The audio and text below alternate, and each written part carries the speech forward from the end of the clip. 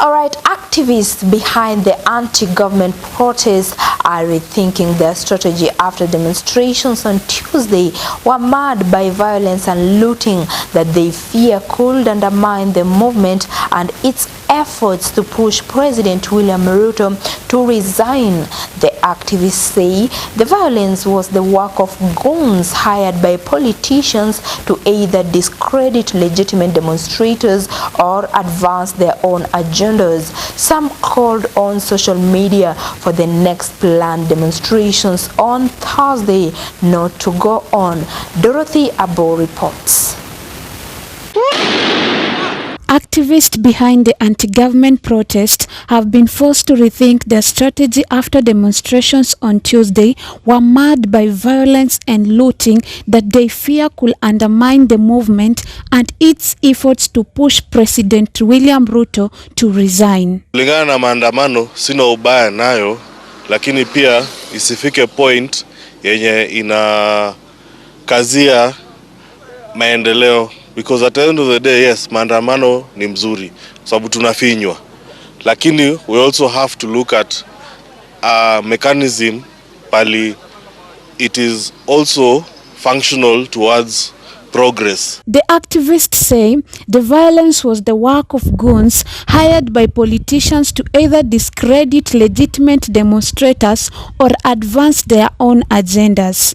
Some called on social media for the next planned demonstration on Thursday not to go ahead. What you started as peaceful protests, unfortunately, have been infiltrated and hijacked by criminals with criminal intent, who are now engaged in looting and creating mayhem. In a statement on Tuesday, Interior CS Kithure Kindiki blamed violence on hordes of marauding criminal gangs and said there was an attempt to politicize crime. The initial protest last month against proposed tax hikes were overwhelming peacefully, although the police fired tear gas and water cannon at demonstrators. The mobilization of Kenyans from across ethnic lines around common economic demands marked a break with previous protest movements that have typically been organized by political figures with ethnic grievances at the fore. The protest became violent as some demonstrators briefly stormed Parliament last week and the police opened fire, killing dozens. The next day, Ruto withdrew the tax increases, but the protesters vowed to carry on, issuing a range of demands from anti-corruption measures to Ruto's resignation. It is necessary for us to have a conversation as a nation going forward. How do we manage the affairs of the country together?